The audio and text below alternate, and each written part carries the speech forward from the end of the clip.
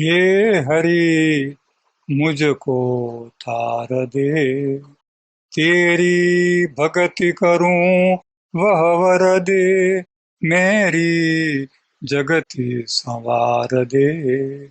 सुरता साधूं अंतर बर दूं, ऐसा तू सतसार दे।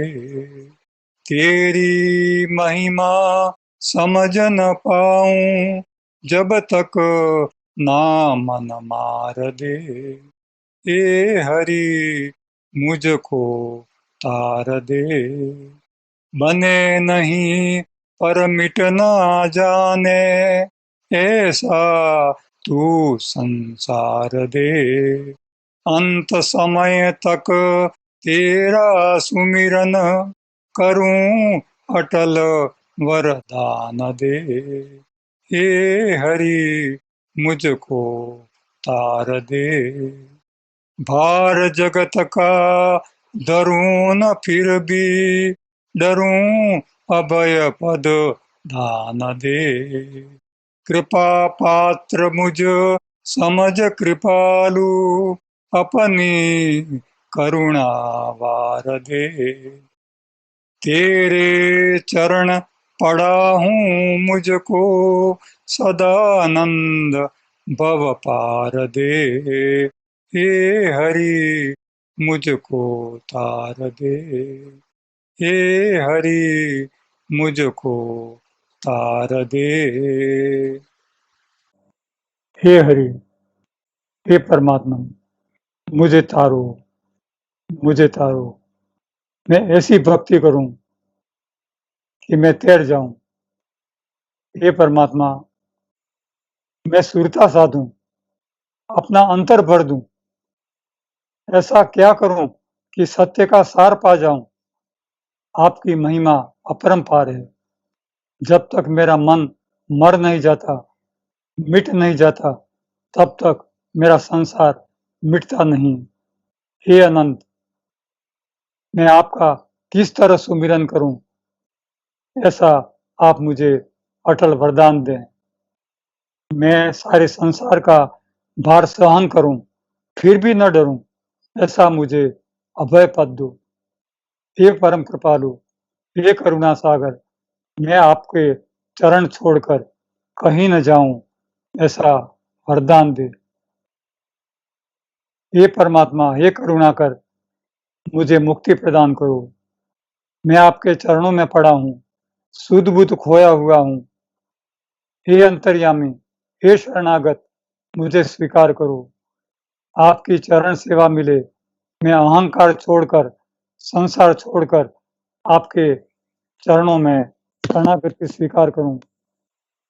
मैं किस तरह आपकी पूजा करूं, मैं किस तरह आपकी गंगा में नहा करके मैं अपना पतित और अ, विकृत शरीर को मैं धो पाऊं, मैं अपने जगत की पीड़ा को धो पाऊं, मेरा ताप दूर करो।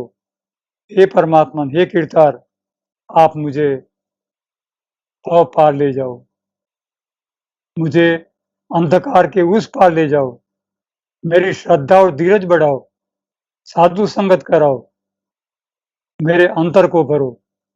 मैं किस तरह आपका कीर्तन करूं, भजन करूं, आप मेरे अणु रेणु में बसे हुए हैं।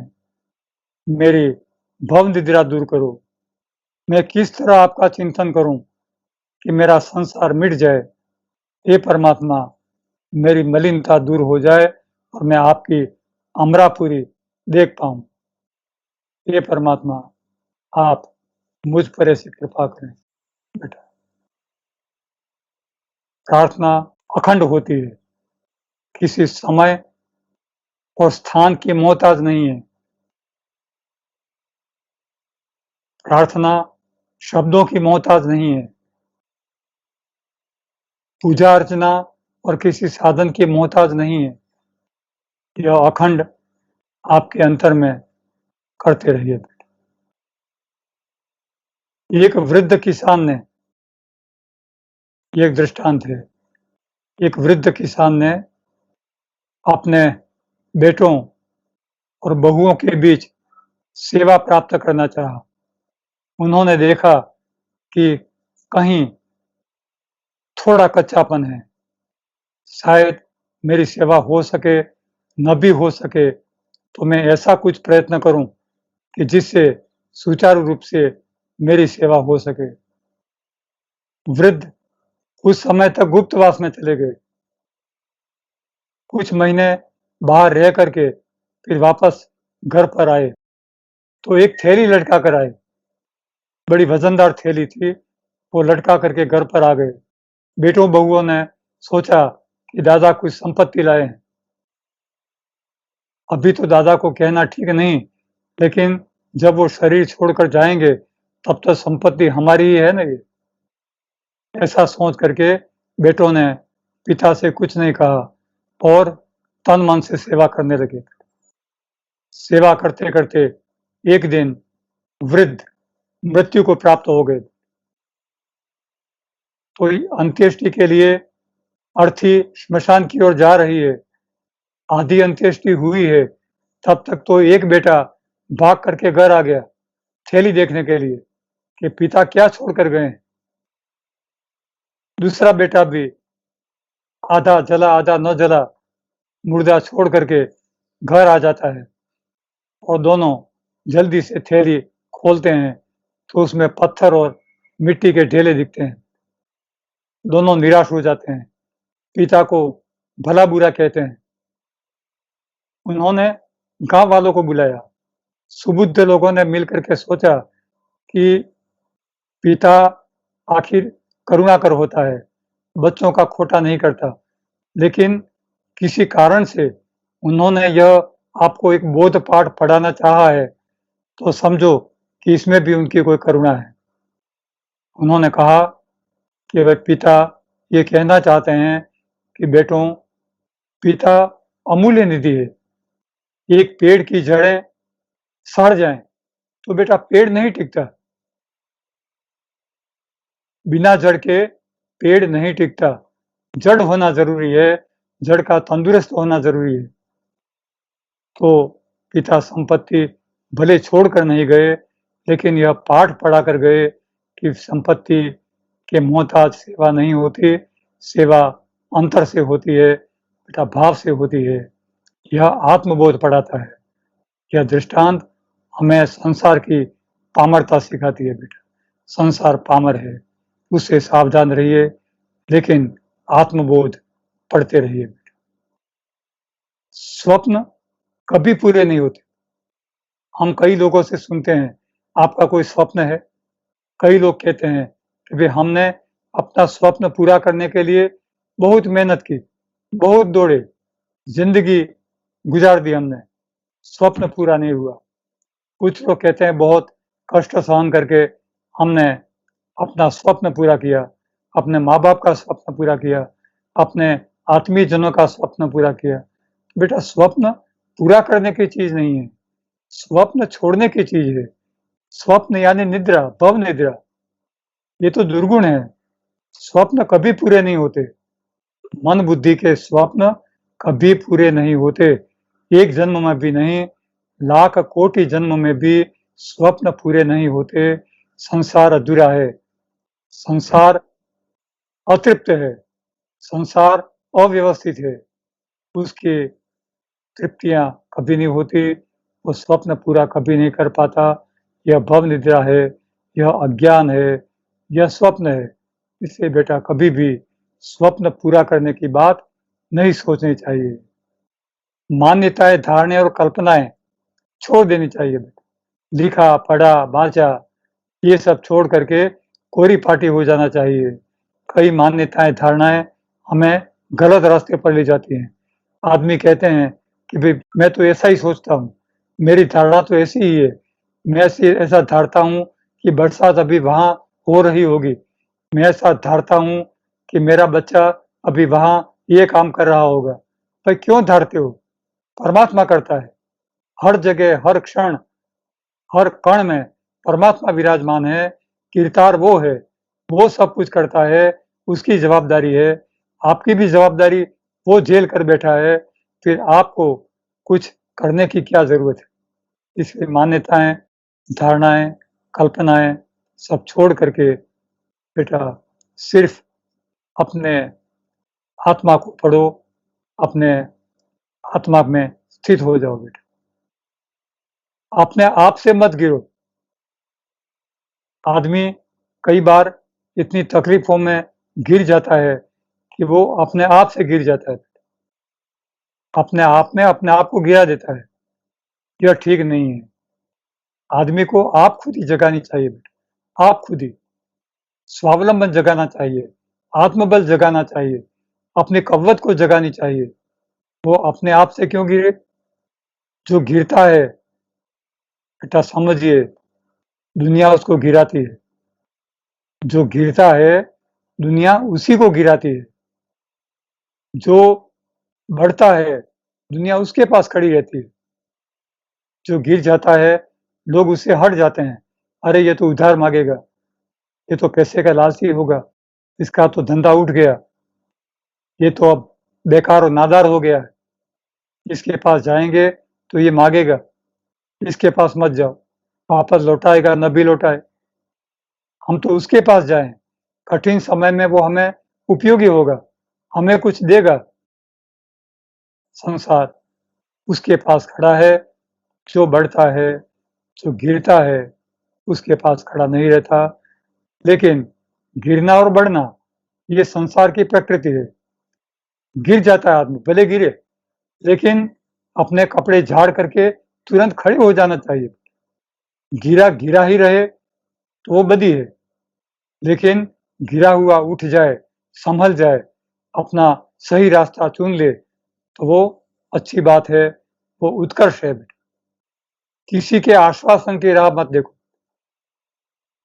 आश्वासन कोई कभी नहीं दे सकता। कई बार हमने देखा है लौकिक क्रियाओं में लोग इकट्ठे होते हैं, किसी विधवा को, किसी विधुर को, किसी बच्चे को, किसी आत्मीय जन को सब सलाह देते हैं, ऐसा करो, ऐसा मत करो, ऐसा करोगे तो तुम्हारा दुख दूर हो जाएगा। सब गलत बात है। आश्वासन अपने आप अंतर से मिलता है। आदमी जब आत्मस्थित होता है, समय हो जाने पर वह ऐसा हो जाता है और अंदर से जब उसको आवाज मिलती है, बेटा अब शांत हो जाओ, जो होना था वो लिखा हुआ है और जो लिखा होता है वो कभी नहीं टल सकता, चाहे कोटि-कोटि जन्म तक हम आएँ और जाएँ। इसलिए आश्वासन कोई दे नहीं सकता, स्वयं लेना होता है। इसलिए स्वयं आश्वस्त बनो बेटा। आत्मसंयम रखो। आत्मसंयम बहुत ज़रूरी है।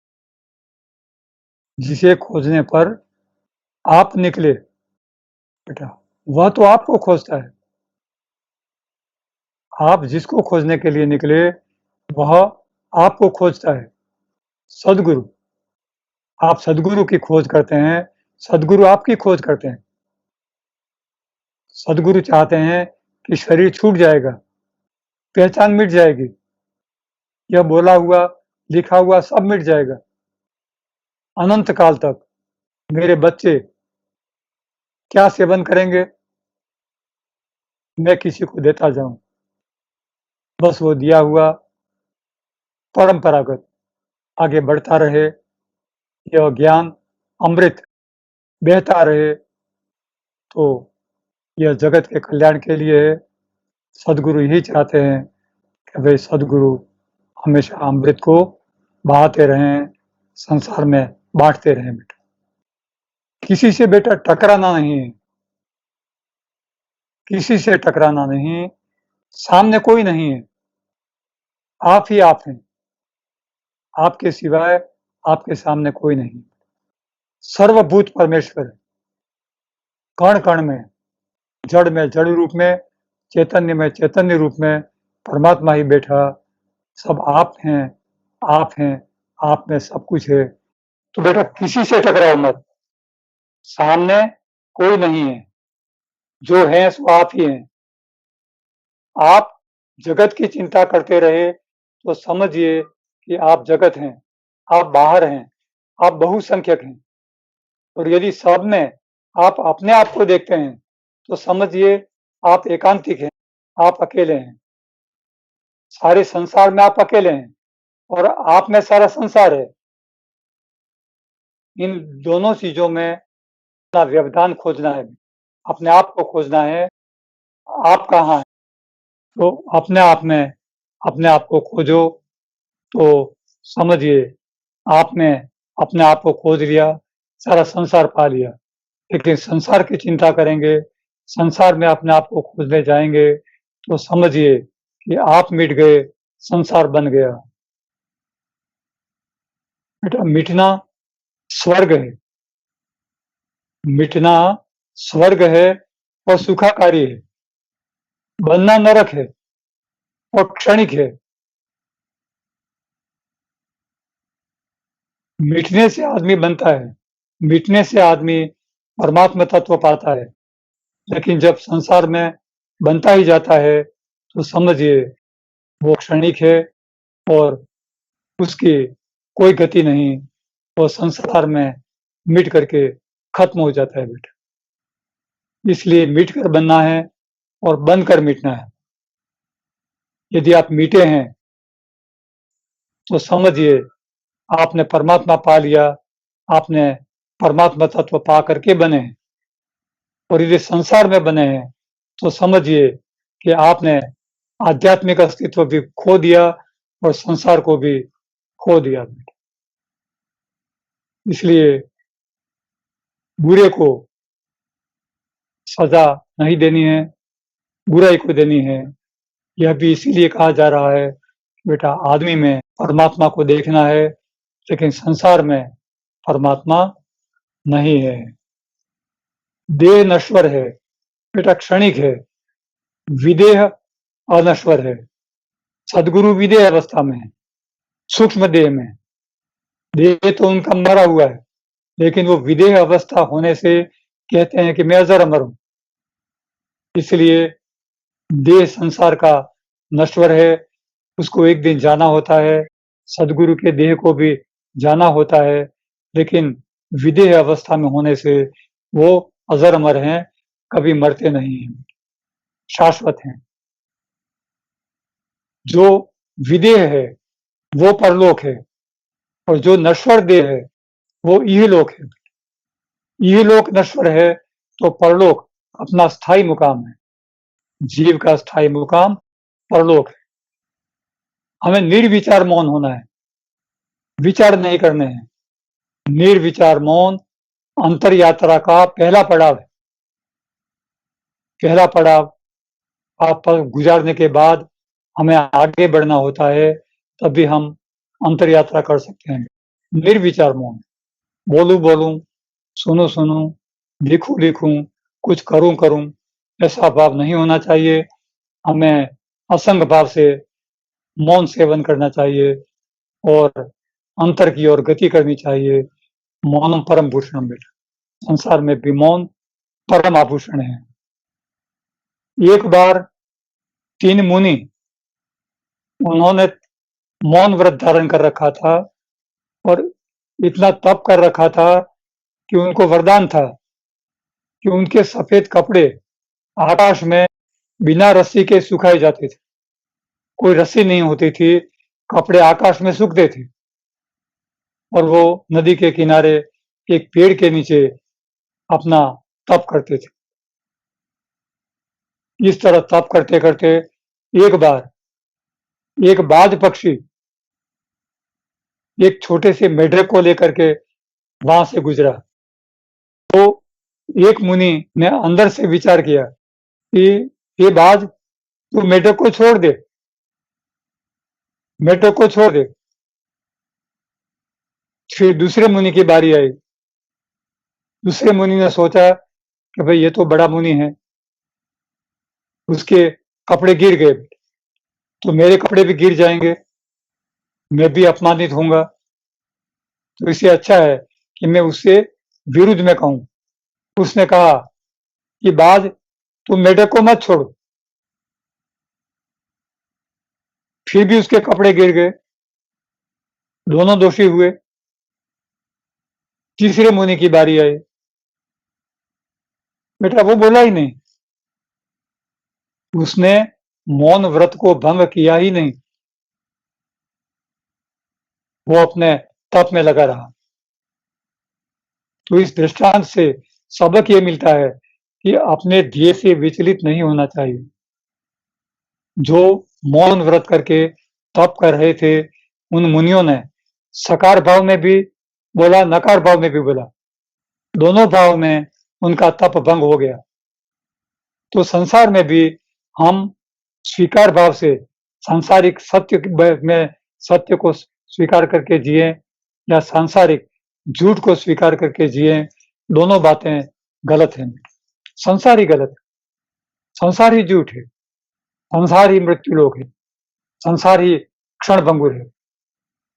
इसलिए संसार में सत्य कहीं नहीं है, सत्य मात्र अपने अंतर में है। इसलिए आत्म संयम, इंद्रिय निग्रह, यह हमें बोध देता है। देखो बेटा, संसार चतुराई से जीता है, चतुराई के अधीन जीता है। चतुराई राज्य करती है हम पर। चतुराई कई बार अमुक क्षणों में सफल हो जाती है। चतुराई से कई काम एकदम हो जाते हैं, लेकिन चतुराई भी एक नरक है बेटा। वो चतुर वो अपने आप को नुकसान करता है। एक बार एक लोमड़ी ने एक खेत में ककड़ियां देख ली। उसके मुंह में पानी आ गया, ये ककड़ियां तो मैं खाऊंगा, लेकिन बड़ी बाढ़ लगी हुई थी। उसने सोचा कि इस बाढ़ को तोड़ने के लिए गधा सक्षम रहेगा।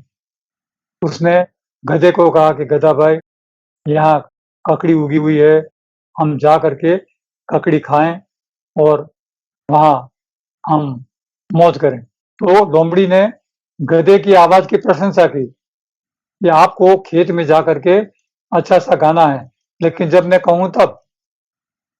अब गधे ने बाढ़ तोड़ दी। गधा और लोमड़ी दोनों ककड़ी खाने के लिए खेत में घुसे। ककड़ी खा ली पेट भर करके। फिर लोमड़ी तो चालाक, उसने कहा यदि अभी चौकीदार आ गया तो मैं भी मार खाऊंगा, गधा भी मार खाएगा। इससे अच्छा कि मैं बाहर निकल जाऊं और गधे को गाने के लिए कहूं। गधा भौंकेगा, चौकीदार उसको मार खाएगा, मारेगा। लोमड़ी ने कहा गधे को कि भैया मैं बाहर निकल जाऊं बाहर से, उसके बाद में आप अच्छा गाना गाना। लोमड़ी बाहर निकल गई। उसने इशारा किया, गधे ने गाना शुरू किया, भौंका। भौंकने से चौकीदार आया और लाठी से उसको पीटा। बहुत अच्छी तरह से मार खाने के बाद गधा बेहोश होकर के गिर गया। चौकीदार चला गया। लोमड़ी ने आकर कहा, गधे भैया माफ करना, मैं मार खाना नहीं चाहता था, इसलिए मैं चला गया। आपको मेरे बदले में मार खाना पड़ा, लेकिन दुनिया में ऐसा ही होता है बेटा। चतुराई कई बार सफल हो जाती है, लेकिन चतुराई कई बार नुकसान भी सहन करती है बेटा। इसलिए संसार में धोखा है, संसार में भरोसा संसार का कई बार नहीं करना चाहिए। कहाँ धोखा है और कहाँ भरोसा नहीं करना चाहिए, इस बात को हमें समझना पड़ता है। भलाई का बदला कई बार बेटा भलाई से मिलता है, लेकिन कई बार बुराई से मिलता है।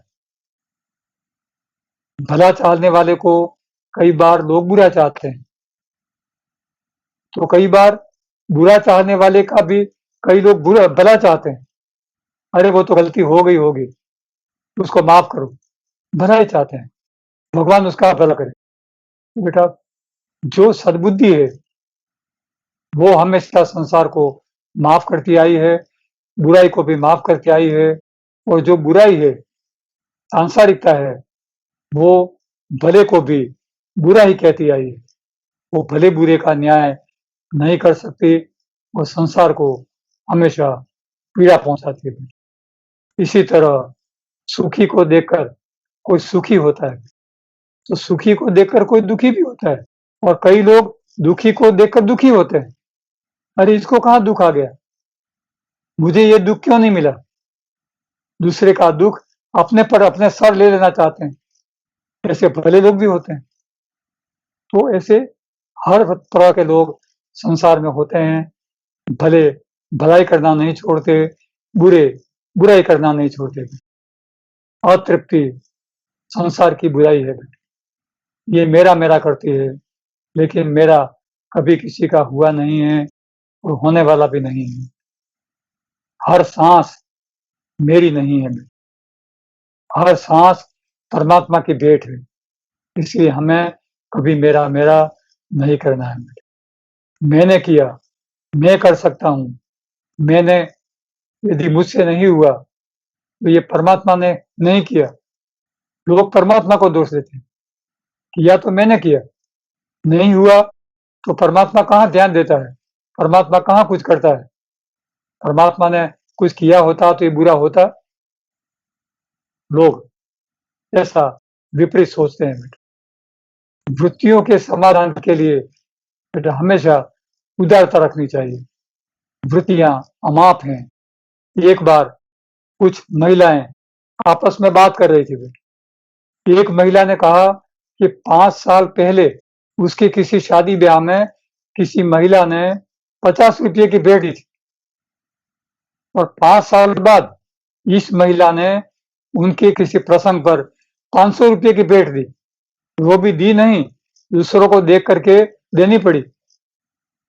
तो ये चिंता करती रही कि उसने 50 की दी, हमने 500 की दी। बेटा सोच, सोच से होता क्या है।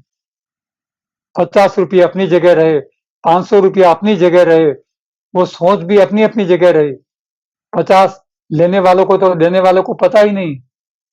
एक तरफी सोच, एक तरफी सोच से आदमी कितना दुखी होता है। सोच को मिटा करके आदमी को अंतर में स्थित होना चाहिए, परमात्मा का स्मरण करना चाहिए। उसके बदले में वो पुरानी यादें, पुरानी वृत्तियां बुला बुला बुला करके अपने आप दुखी होता है आदमी।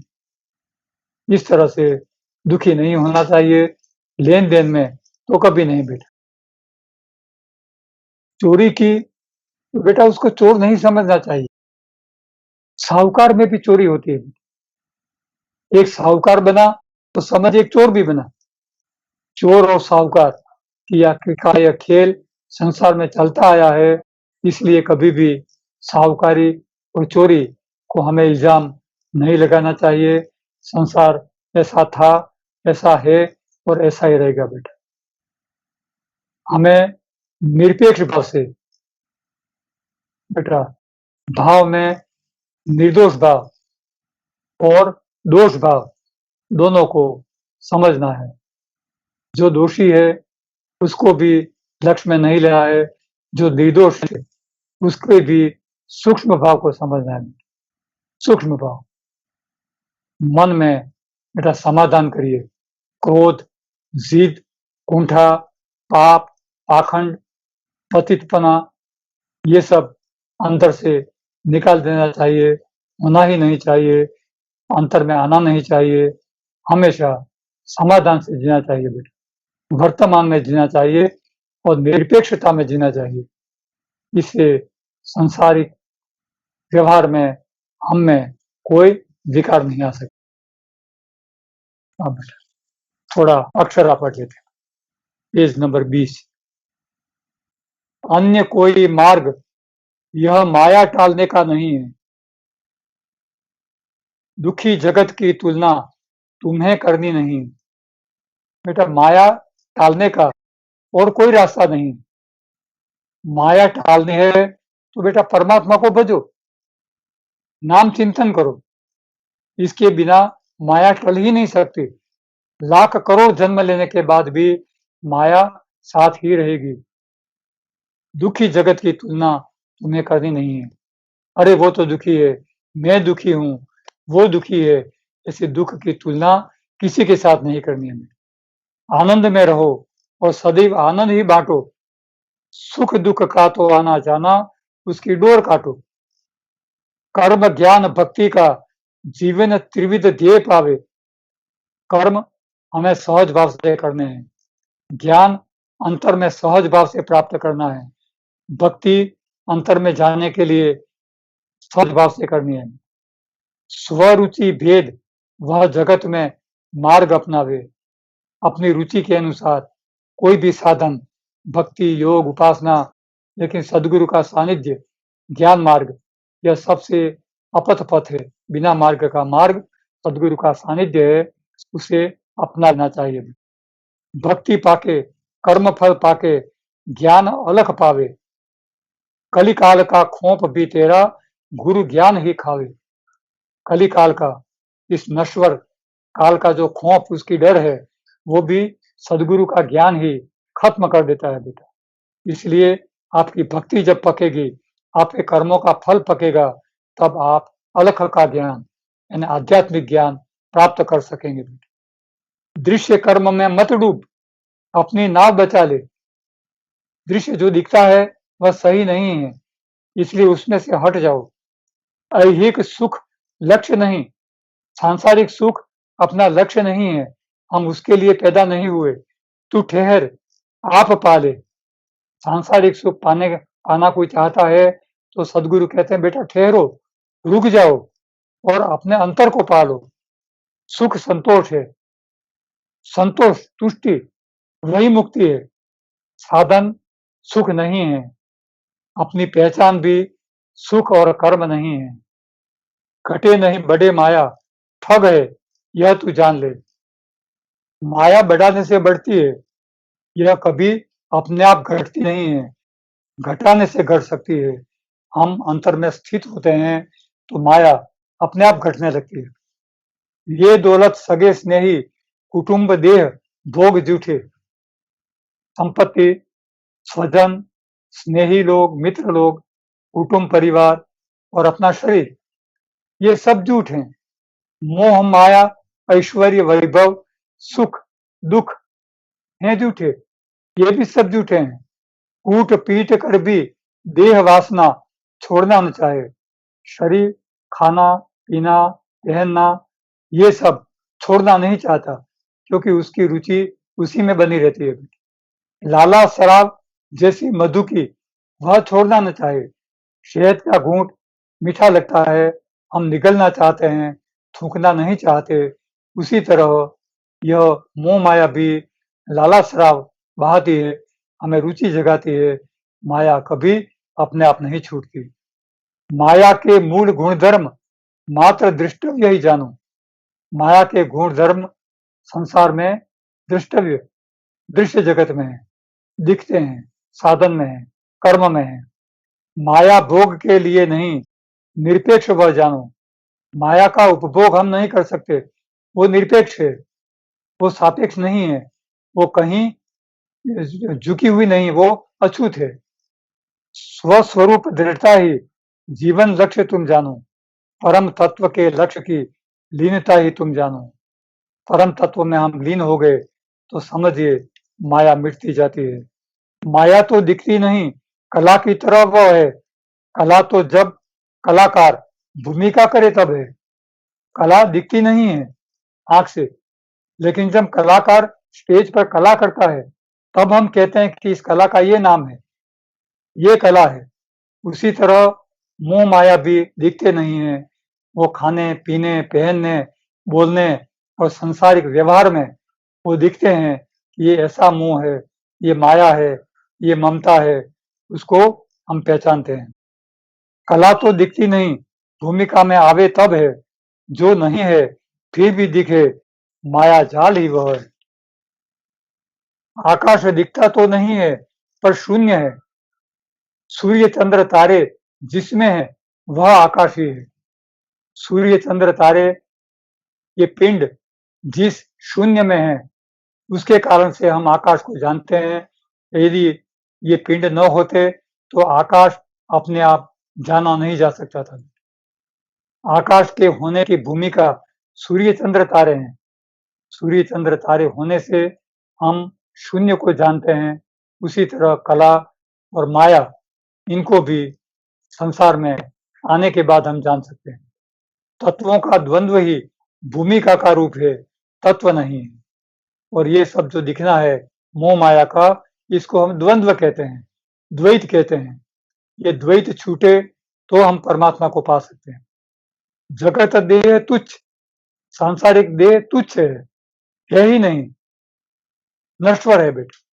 जिसके ज्ञान दिव्य प्रगटे, देव गुरु शास्त्र की प्रतीति परोक्ष में प्रगटे, वैसी प्रत्यक्ष साधन मात्र का अंत ही मटके, फल प्राप्ति ही जान, तू फिर कहीं नहीं भटके। जब देव गुरु शास्त्र इनकी प्रतीति जब होने लगे, उनका सानिध्य मिलने लगे, और जब हम प्रत्यक्ष में समझ सकें कि वे परमात्मा क्या है और माया क्या है, तब हम समझ लें कि हमें फल प्राप्त होने लगा है। तू जीवन कर्तव्य निभावे, मुक्त फल पावे, परात्पर तत्व प्रत्यक्ष पहचाने, उसे पावे, क्रिया कल्पना भाव वासना ज्ञान से मुक्ति पावे, पुरुषार्थ आत्म तत्व द्वारा आत्मानुभव पावे। जीवन का कर्तव्य निभाते हुए हमें मुक्ति का फल सेवन करना है बेटा। मुक्त होने के बाद भी संसार की सेवा करनी है, संसार से भाग नहीं जाना है, और ये क्रियाएं, कल्पनाएं और वासना का भाव, यह हमें स्पर्श नहीं होना चाहिए। सुख दुख सजातीय तत्व एक कोख से जन्मे, सुख दुख का एक ही कोख से, एक ही साधन से उन दोनों का जन्म है। सुख दुख माया में रमे या ब्रह्म तत्व में रमे। ब्रह्म तत्व में यदि सुख दुख जाते हैं तो वे आध्यात्मिक प्रगति कराते हैं, और संसार में माया रूप धारण करते हैं तो बेटा वो दुखी बनाते हैं। मायिक कर्म में रमे, विचार में कभी न रमे, संग दोष प्रेरित अज्ञान में भव भव में। यदि वो माया में रहते हैं तो समझिए ये संग दोष, संसार का संग दोष हमें अज्ञान के लिए प्रेरित करता है, और हम अज्ञान से इस तरह जुड़ जाते हैं जैसे मरे हुए पशु को उस मेला ले जाने वाले लोग उसे खींचकर बाहर, गांव के बाहर निराधार छोड़ देते हैं। परमात्मा तो सदाकाल प्रकट ब्रह्म ही जानो, अंतर्यामी प्रकट है फिर भी परोक्ष क्यों जानो। स्व प्रकृति अनुरूप वह माया ग्रहण करे, गुणातीत वह रूप अनादि से जगत में फिरे।